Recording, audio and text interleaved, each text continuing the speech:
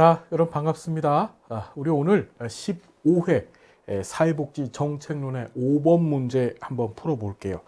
자, 보면 국민연금 보험료 부과체계상 소득 상한선과 소득 하한선에 관한 설명으로 옳지 않은 것은 했습니다.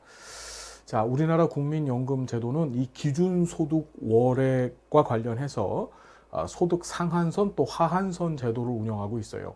상한선, 하한선이라는 게, 자, 상한선을 정하고 그 다음에 이제 하한선을 이렇게 정합니다. 그러면 자, 이 소득, 기준소득 월액 기준으로 이 하한선 밑에 있는 소득자한테는 국민연금 보험료를 부과하지 않는 겁니다.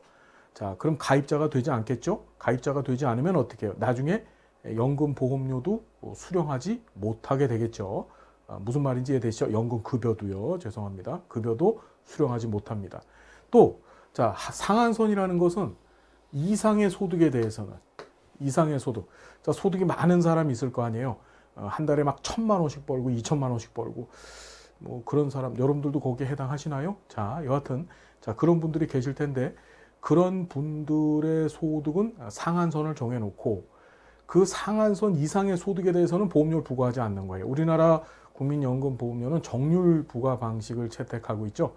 그러니까 내가 벌어들인 소득의 몇 퍼센트, 보통 지역가입자, 직장가입자 둘 다 9%에 해당하는 소득을 보험료로 어떻게 징수를 하고 있단 말이에요.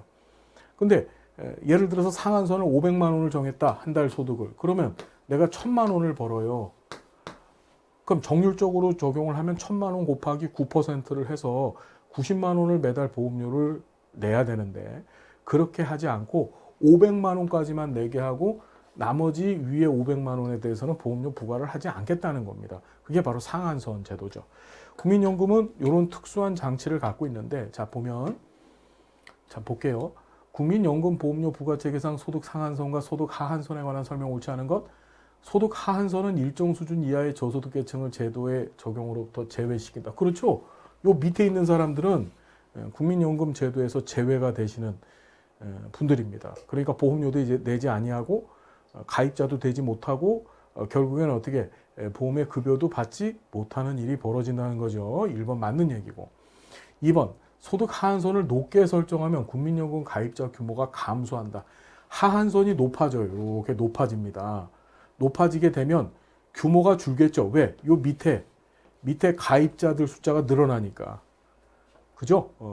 무슨 말인지 이해가 되시죠? 가입자 아닌 분들의 숫자가 늘어나는 거죠. 그래서 하한선을 높게 설정하면 높아지면 국민연금 가입자 규모가 감소하게 되어지더라. 이해가 되시죠? 자, 소득 상한선을 낮게 유지해요. 이렇게 떨어뜨립니다. 고소득 계층의 부담은 그만큼 커지게 된다. 상한선이 낮아지면 밑으로 이렇게 내려가는 거잖아요. 그러면 고소득 계층의 부담이 커질까요? 줄어들까요? 떨어지면은 예를 들어서 500만 원이었었을 때 9%라고 한다면 59, 45, 한 달에 45만 원씩 냈는데 이게 밑으로 떨어져서 400만 원 됐어요. 그럼 400만 원까지만 내고 내가 한 달에 1,000만 원을 번다고 했었을 때 나머지 소득인 600만 원에 대해서는 어떻게 보험료를 내지 않는다는 얘기가 되죠. 그럼 400만 원으로 떨어지게 되면 부담이 그만큼 커지는 게 아니라 부담이 줄어들게 되겠죠. 어떤 얘기인지 이해가 되시죠? 고소득층 입장에서는 자신의 소득 400만 원까지만 내면 되는 거야. 그전에 500만 원까지 냈었었는데. 그죠? 예, 그 다음에 3번이 벌써 틀렸네요. 4번 소득 상한선은 국민연금 가입자들 상호 간 연금급의 편차를 일정 수준에서 제한한다. 이 소득 상한선 제도를 둔 이유가 있어요. 우리나라는 다시 얘기하지만 이 정률 방식으로 보험료를 책정을 하거든요. 그러면 자, 책정되어진 보험료가 나중에 내가 노령연금을 받을 나이가 돼서 연금을 받을 때는 거기에 비례해서 연금 급여를 받게 돼 있단 말이에요. 문제는 뭐냐면은 만일에 상한선이 없다고 한다면 매달 1,000만 원씩 버는 사람이랑 한 달에 100만 원씩 벌었던 사람이랑 그렇죠. 나중에 늙어서 받는 연금 액수가 어떻게 되겠습니까? 상상을 초월하게 벌어지겠죠. 차이가. 그걸 편차라고 하는 거예요. 편차. 그렇죠? 이 국민연금 보험료라고 하는 개념이 우리 이런 거예요. 이 국민연금 제도 역시도 뭐 사회보장제도입니다. 사회보장제도라는 건 제가 강의 시간에 누누이 말씀드리지만 국민의 생존권 보장, 생존권 보장이라는 것은 최저 생활 유지에 초점을 둔 겁니다. 다시 말해서 이 사회보장제도를 통해서 제공되어지는 급여의 수준을 가지고서 무슨 내가 떼부자가 된다든지 우리 쉽게 얘기하면 인생이 바뀌어진다든지 그런 일이 있어서는 안 된다는 얘기예요. 근데 한 달에 1억씩 버는 사람한테 국민연금보험료를 정률 방식으로 상한선 없이 그대로 적용을 한다면 이 사람이 나중에 늙어서 어떻게 연금을 받을 나이가 됐었을 경우에는 어마어마한 액수를 받게 되거든요. 그죠? 어떤 얘기인지 이해가 되시죠? 지금 현재 소득 대체율이 한 40% 정도 되는데 그것만 치더라도 한 달에 1억을 그대로 정률 방식으로 소득 상한선 없이 받게 한다면 4천만 원씩 연금을 받는다는 소리가 되는 거예요. 한 달에. 뭔 말인지 여러분 이해가 되십니까?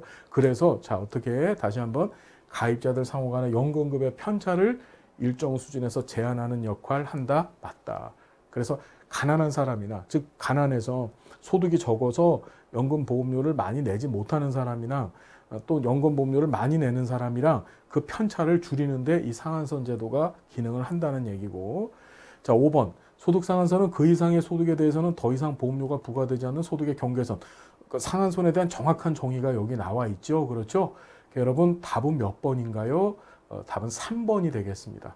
부담금 그만큼 커지게 된다가 아니라 그만큼 줄어들게 된다가 맞더라. 그래서 3번이 정답이다.